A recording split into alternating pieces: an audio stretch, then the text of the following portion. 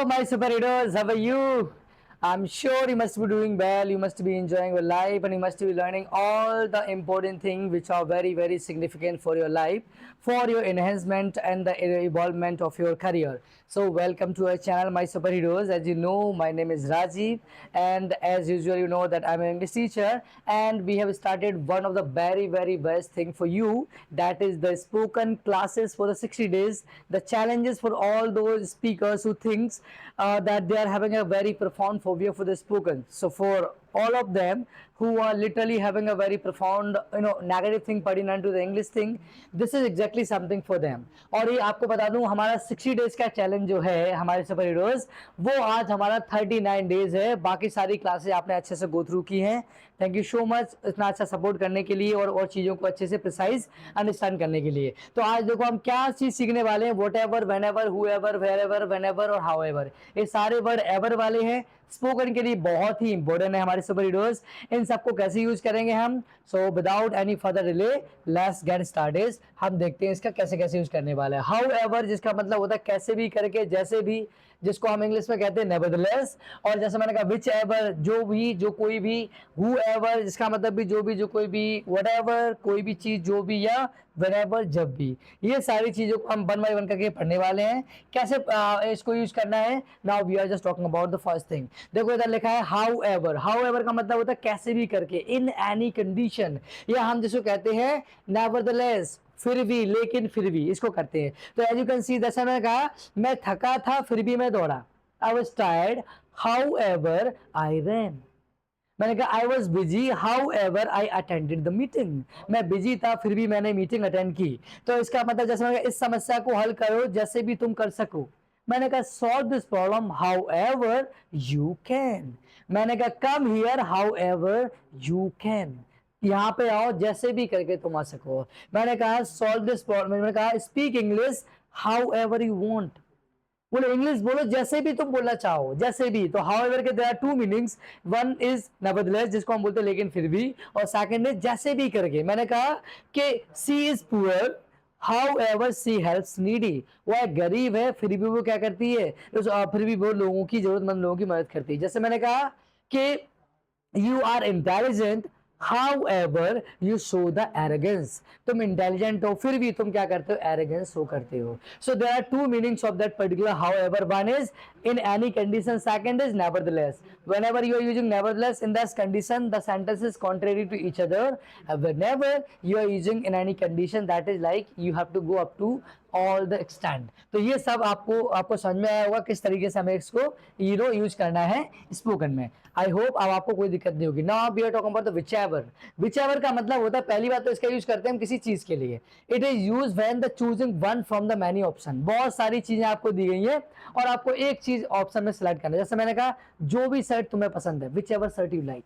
तो इसका मतलब ये है कि इसमें सिलेक्ट करना आपको जो ऑप्शन आपको दिए जाते हैं. तो जो जैसे मैंने कहा कि जो भी जोड़ा आपको पसंद है खरीद लो. तो आपको कैसे करना है, whichever pair you like buy. Buy whichever pair you like. तो विच एवर के साथ में आपने जो चीज आपने सिलेक्ट की उसका नाम लिख दिया. मैंने कहा जो भी फोन तुम्हें पसंद है खरीद लो. Whichever phone you like buy it. मैंने कहा जो भी कपड़ा तुम्हें पसंद है पहन लो. Whichever clothes you like wear it. मैंने कहा जो भी टी शर्ट तुम चाहते हो चुन लो. Choose whichever T-shirt you want. ये सिर्फ याद रखना चीजों के लिए आता है. मैंने कहा जो भी किताब तुम फॉलो करोगे मैं तुम्हें पढ़ाऊंगा. तो मैंने कहा which ever book you follow I will teach you. तो जब कभी भी आप सिलेक्ट करते हो किसी बहुत सारी चीजों में से एक चीज, इसके लिए करते हैं हम विच एवर का यूज. जैसे मैंने कहा whichever mobile is best you buy it. जो भी मोबाइल बेस्ट है उसको आप क्या कर लो, बाय कर लो. I hope it is only for the one thing that is the called the things. और उसके अलावा आपको एक चॉइस के रूप में लेना है कि बहुत सारे ऑप्शन में एक आपको क्या करना है, हमारे सुपर हीरोज चूज करना है. In that condition we have to use whichever. I hope now there's very easy thing for you to use all these things in the spoken. Now we are talking about the whoever. Whoever का मतलब होता है जो कोई भी, कोई व्यक्ति. It is used especially for the people. इंसान के लिए यूज करते हैं. मैंने कहा जो भी यहाँ खड़ा है मैं सबकी रिस्पेक्ट करता हूँ. Whoever is standing here, I respect all the people. जो भी यहाँ आएगा मैं उसे खाना खिलाऊंगा. Whoever will come here, I'll eat food to that guy. तो मैंने कहा जो भी तुम्हें पसंद है उसकी इज्जत कर सकते हो.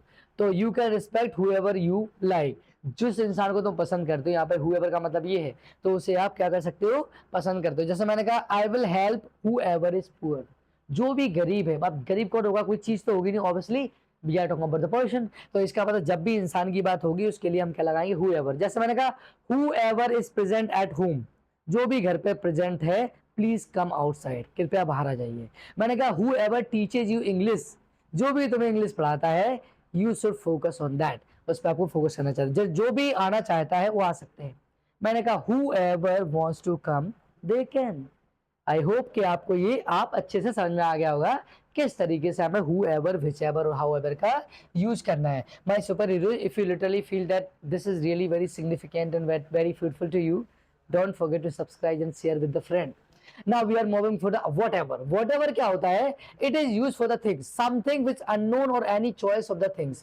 मतलब सारी चीजों को लेके चीजों की बात कर रहे हैं। इसमें सिलेक्टिंग वाला ऑप्शन नहीं है जो हमने whichever में किया था, इसमें सिलेक्टिंग नहीं है ना, ऑल थिंग्स आ रहे हैं इसमें। क्या है, मैंने कहा by what ever you like, खरीद लो जो तुम्हें पसंद है। अब मैंने ये तो नहीं कहा कि कौन सी वाली, ये नहीं बोला, जो भी है तो वही है। जैसे मैं खाओ जो भी तुम चाहते हो, तो मैंने कहा eat what ever you want, इसमें सारी चीजें आ गई। मैंने कहा मैं जो भी कहूंगा उसका पालन करेगा, उसका पालन करेगी, तो she will follow whatever I say, तो जो भी है सारी चीजें आ गई इसमें। मैंने कहा जो तुम्हें पसंद है वो करो, what ever you like do that. मैंने कहा what ever I eat that is amazing, जो भी मैं खाता हूं वो अमेजिंग है। तो मैंने ये नहीं कहा कि मैं ये बोला हूँ whichever dish I eat, whichever में तो हमारा चूजिंग पॉइंट हो गया, but here we are talking about the all things, सारी चीजें इसमें आ रही हैं। This is the difference between the whatever and which ever.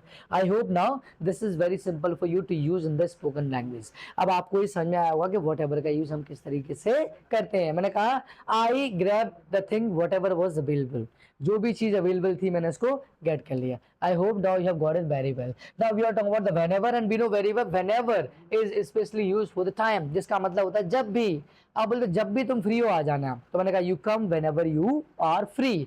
मैंने कहा कि watch movie whenever you are free, जब भी मैं खेलता हूँ उसे अच्छा लगता है। तो whenever I play she feels good, जब भी तुम जाओ कृपया मुझे बता देना। Whenever you go please inform me, whenever you come here I literally feel so good, whenever you watch that my classes you literally enjoy the class. So I hope now this is especially used for the time, and now you should be really well known with one thing, that whenever, whatever, whichever, however, all the thing have been very very important for you. And now after watching this thing I am pretty sure, you mark my word, these words are not very very difficult to you to use in the sentences. So my superheroes, if you literally feel this video was amazing for you and you are learning a lot of things, so please, it is my request, don't forget to subscribe, don't forget to share it with the others, because I really want to connect with a lot of people who are really craving and adding for the good things. So thank you so much. For now I'm just signing off. Thank you for giving such a valuable time and enjoying this kind of the session. Thank you.